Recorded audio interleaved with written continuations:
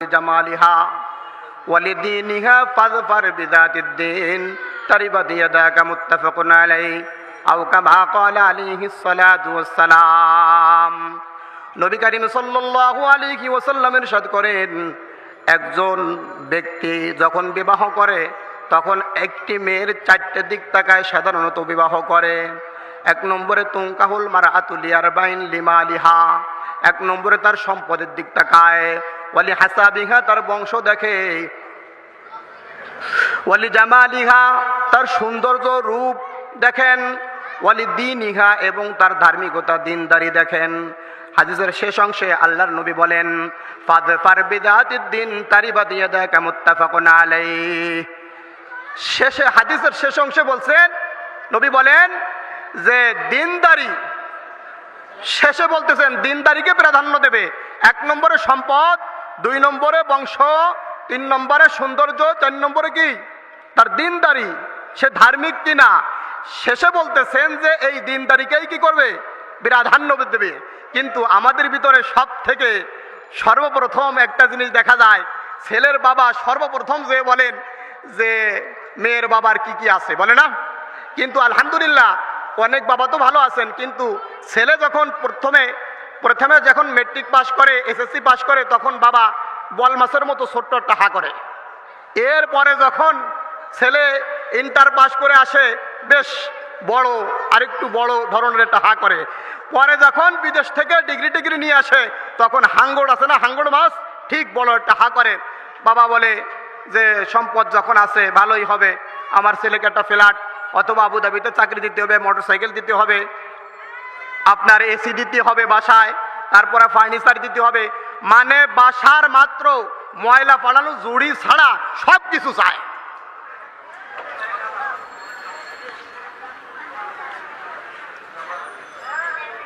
যৌতুক দেওয়াও হারাম, নেওয়াও হারাম। লাকিয়াল্লাহু হায়া ইয়াউমাল কিয়ামা ওয়া হুয়া জানিন। কিয়ামতের দিন যে যৌতুক খায় এবং যৌতুক তো নিল, তারপরে আবার মহারণের টাকা তো দেয় না, তাহলে মহারণের টাকা নিয়ে থাকলে কি যৌতুক নেয় নাকি? যৌতুক নেয় নাকি? এরপরে কিয়ামতের দিন ওই লোক আল্লাহর কাছে কি করবে, জিনাকার হিসেবে কি হবে, সাক্ষাৎ করবে। এক নাম্বার, সে প্রথমেই শুরু করলো কি, সম্পদ এমন ভাবে দেখলো যে পুরো সম্পদ হলে আবার জিজ্ঞেস করে মেয়ের চাকরি বাকরি আছে নাকি।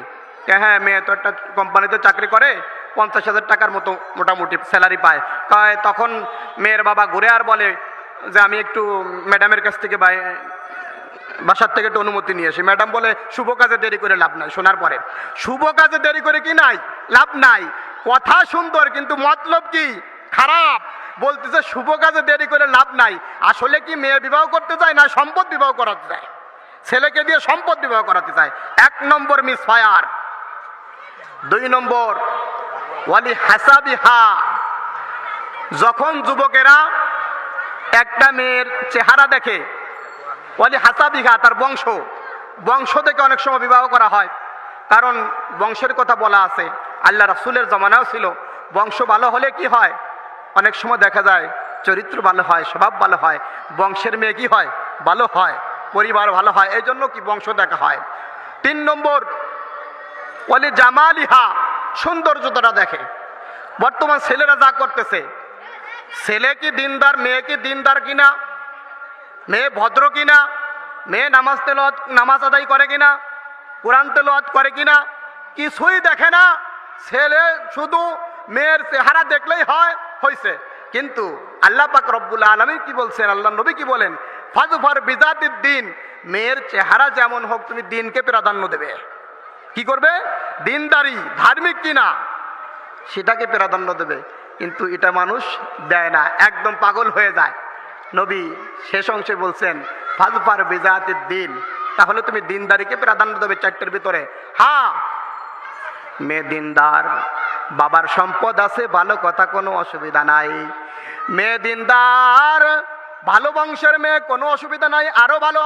মেয়ে দিনদার, চেহারা সুন্দর, আরো ভালো।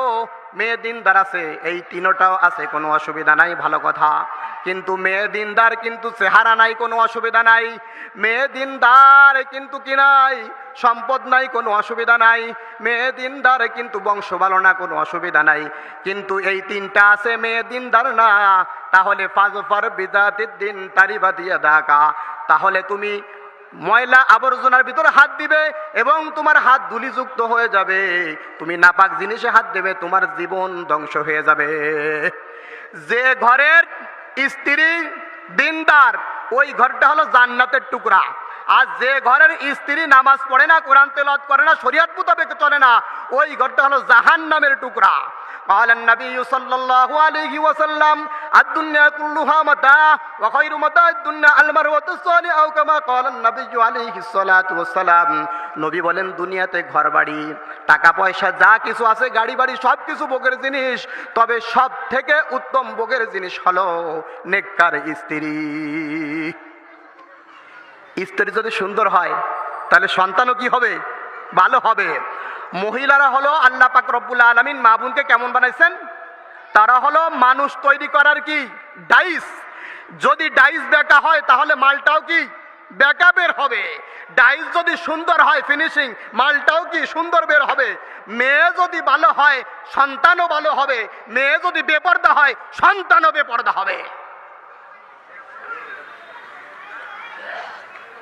প্রথম বিবাহ করতে যেই কি করে, ভুল করে। ওই ছেলে বলতেছেন, আপনি তো বললেন, ওমর রাদিয়াল্লাহু তাআলা আনহুকে বলতেছেন, আমিরুল মুমিনিন আপনি তো বললেন যে 1 নম্বরে ভালো মায়ের ব্যবস্থা করবে। আমার মা সিন্দুর একটা বাদী, আমার বাবা বাদীরই বিবাহ করছে, একা একাই বিবাহ করছে, কেউ জানায় নাই। করে না ছেলেরা পিতা মাতারা না বলে বিবাহ করে ফেলে না? আল্লাহু আকবার। সিন্দুর একটা বাদী, আমার মেয়ে, আমার মা সিন্দুর একজন বাদী, সেই বাদীকে বাবা বিবাহ করছে। 1 নম্বর মিসফায়ার। দ্বিতীয় নম্বর, ওমর রাদিয়াল্লাহু তাআলা আনহু বললেন, দ্বিতীয় নম্বর হলো সে তোমার একটা ইসলামিক সুন্দর নাম রাখবে। কয় হুজুর আমার নাম রাখছে হাফল। হাফল মানে চামচিকা। আমার বাবা আমার নাম কি রাখছে? হাফল। হাফল মানে চামচিকা। চামচিকার অর্থ, চামচিকা সন্ধ্যাবেলা কি করে, বিক্ষিপ্তভাবে উড়াউড়ি করে না? তা চামচিকার যে খাসলত, বিক্ষিপ্তভাবে দৌড়দৌড়ি করে। আমিও বাবার কথা শুনিয়া বিক্ষিপ্তভাবে দৌড়দৌড়ি করি। বাবা আগে আমার হক মানবে আপনি বলতেছেন, তারপরে কি ছেলে বাবার হক মানবে? আগে পিতা কি করবে, সন্তানকে গড়াবে, তারপরে তো সন্তান থেকে কি পাবে, সে উপকার পাবে।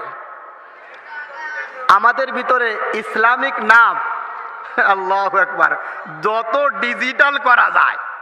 জন্টু, মুসলমানের ছেলের নাম জন্টু, মন্টু, পিন্টু, কেউ কিছু মনে করেন না। যাদের কাছে এই মাইকের আওয়াজ যাচ্ছে, কেউ নাম যদি এটা হয় কেউ মনে কোনো কষ্ট পেন না, আর কষ্ট পালিও আমার কোনো আসে যায় না, আমি ওই ধরনের লোক না। জন্টু, মন্টু, মুসলমানের ছেলের নাম পিন্টু,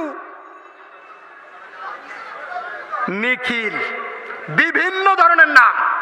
কিয়ামতের দিন আল্লাহ পাক রব্বুল আলামিন পিতা এবং ছেলের নাম ধরে কি করবেন? নাসরুল্লাহ বিন জায়েদ, আব্দুর রহমান বিন আউফ, এইভাবে ডাকবেন। পিতা আর কার নাম? তখন ডাকবে জন্টুর ছেলে মন্টু আসো। নামেই তো জান্নাতে চলে যাবা তুমি, নামেই তো তুমি জাহান্নামে চলে যাবা। এইভাবে নাম রাখে, যত ডিজিটাল করা যায়। আরে আল্লাহ পাক রব্বুল আলামিন বলছেন সব থেকে আমার কাছে প্রিয় নাম হলো আব্দুল্লাহ এবং আব্দুর রহমান, আব্দুর রাজ্জাক, আব্দুল সত্তার, আব্দুল গফফার। নামের অভাব নাই। তুমি জন্টু, মন্টু, পিন্টু, দোয়েল, কোয়েল, ময়না, শামা এগুলো তুমি কেন রাখো? মুসলমানের চিনাই যায় না। মুসলমানের নাম এটা না কোন জঙ্গলেতে উঠে আসতে বোঝাও যায় না এটা কার নাম। ডিজিটাল নামের অর্থ সুন্দর। আজ পর্যন্ত কোন হিন্দুর ছেলের নাম শুনছেন আব্দুর রহমান? শুনছেন কোনোদিন? তা তোমারও তো নামের কম পড়ছে কি করে? তুমি মুসলমানের ছেলে হয়ে এই সমস্ত নাম রাখো কেন? হিন্দু তো জীবনে আব্দুর রাজ্জাক রাই নাই, রাখছে নাকি? তা তুমি নিখিল রাখো কেন? তুমি জয় রাখো কেন? এগুলো কেন রাখো তুমি? হাদিস কোরআন সমস্ত দলের জন্য। কেউ আমার বক্তব্যকে যদি কোনো দিক কেউ কয় হুজুর পাল্টি করে, আমার কোনো পাল্টি নাই, একমাত্র মোহাম্মদের পাল্টি।